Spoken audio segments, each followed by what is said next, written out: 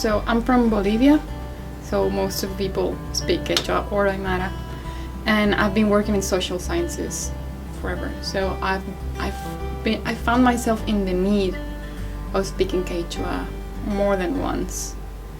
And just at school we have some courses, some years, but that's not enough. I can count to 100, but that's not enough to communicate with anyone. So if you wanna work with people in the Andes, or maybe even here, if you wanna have a different kind of conversation with someone, like the Quechua professors in the university, they can transmit different stuff when they speak Quechua than when they speak Spanish or when they speak English. So contact with the language always, every day, and finding the need of learning it or being able to at least understand it always also. Yeah.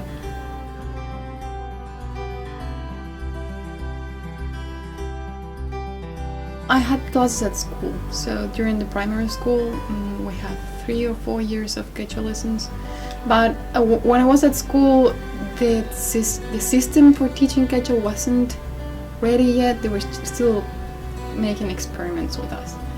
So probably that's one of the reasons we didn't actually learn anything. My younger sister, she learned more. But then just the hearing it every day makes your brain ready to understand the sounds and to replicate them too, which is great, I think. Yeah, doesn't happen to me with English.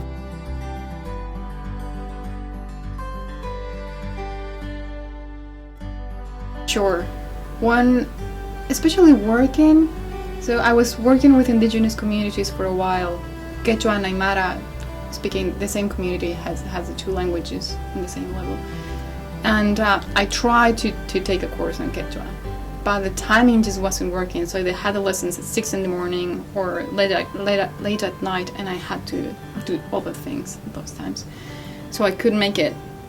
And then I was working for the government, and now in Bolivia, when you are a public server, is that, I don't know, is that the right name? When you work for the government in Bolivia now, you, by law, you are supposed to speak at least one indigenous language. Most of people don't, but the idea is to at least start learning. So the government has a program, so you can learn any indigenous language you want, but you have to organize a group big enough. You have to organize a group big enough of people you work with who are willing to go with you. And I never found enough people to do it. And I haven't taken the course here yet because I have too many credit hours, but if I have a chance to do it during the summer, I will, because it's the first time I don't have to find the people to do it with me, or I don't have to wake up at 5 in the morning to do it at the university, for example. Yeah.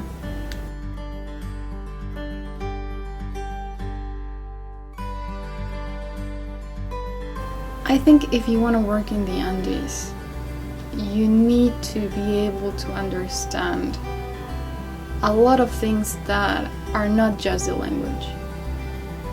And it sounds like a huge distance, but once you understand the language, you understand a lot of other things, even if you don't speak it, even if you don't work with indigenous communities, or everyone speaks Spanish and you can communicate easily. The language takes with it a lot of understandings of the world. And once you have learned it, because you don't, even here, you don't only learn the language, you learn the whole culture. And it comes with the sounds, and it comes with the music, and it comes with the specific words that don't have translation. And if you want to work in the Andes, I think you have to learn. You have to try to learn the language. It doesn't matter if it's Quechua, Aymara, or whatever. The broader spoken language are those two, and they're really connected between them. So I think you have to. I have the advantage of having that cultural background in my head, but if you're not from the area, you need to. And if you're from the area, yeah, you need to. Yeah.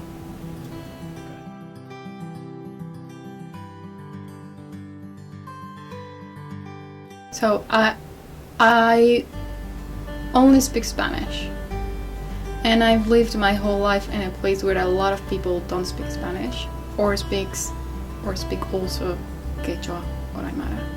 And I found myself many times in the situation where I hear people from my own country and my own city that live in the same place I do forever, speaking and talking about things that I cannot understand. And that's a feeling that usually you have when you travel abroad and you find yourself in a place where you don't understand the language. So coming here was scary because of the English, but it wasn't the first time that I was going to find myself not understanding what everyone else was saying. And you have that little feeling of maybe they were speaking about me. But no, that's not the case. And I think that's a big advantage of having found yourself in a situation where you need to learn the language to communicate with other people, and still you don't. You are not able to. You just don't. So I think that's a big advantage.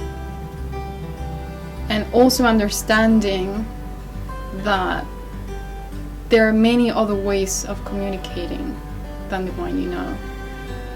And that's very important.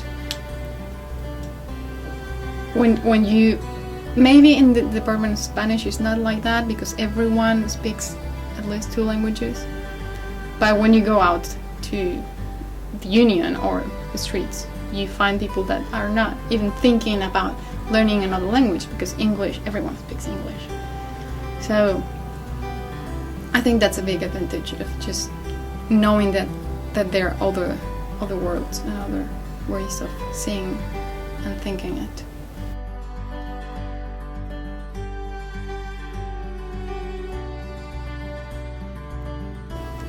I think it's a very political issue. It's about power and it's about domination and it's about understanding that you're in a privileged situation when you speak English or Spanish or any European language or, well, big languages. So it's a way of political activism, I would say.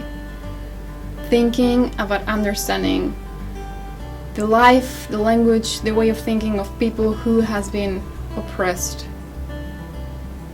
for centuries, and learning a lesser taught language or a less common taught language.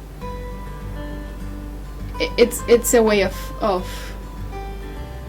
trying to change things and trying to change power relationships in the world, and step by step it's just you, but it changes it a lot. Yeah, it's opening a door to a lot of people to be able to say things and be heard where usually it wouldn't have happened.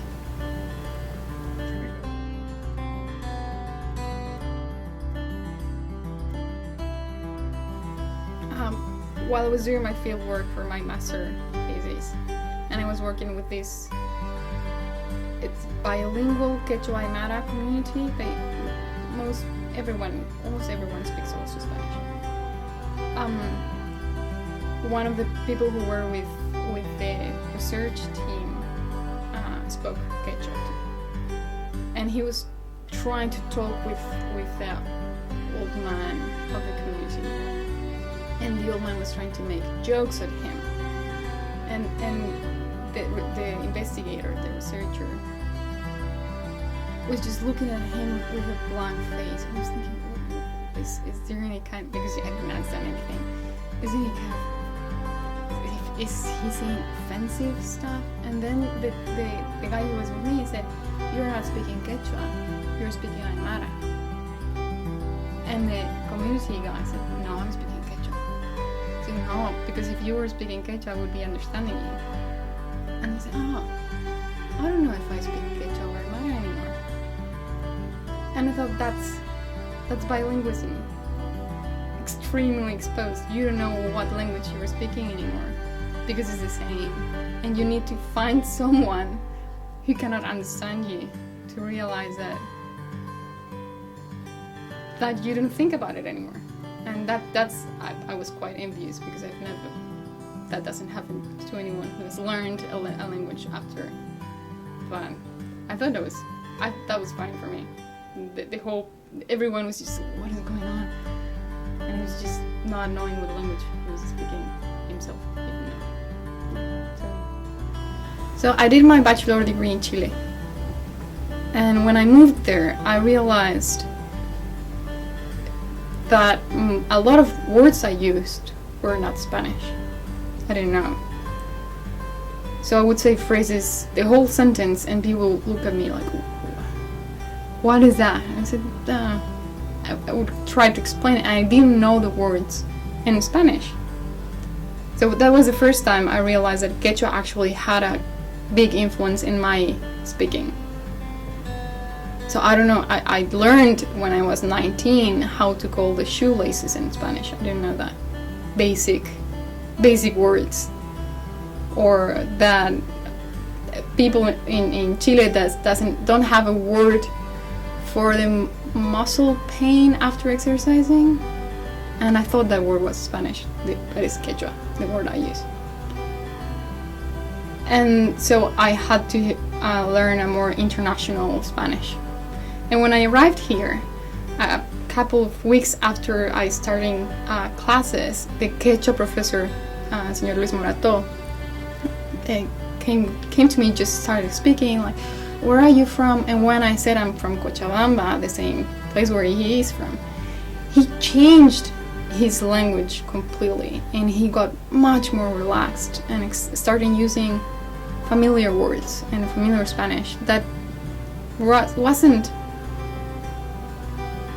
that he started using a lot of Quechua words. He was just feeling comfortable knowing that I was going to understand everything.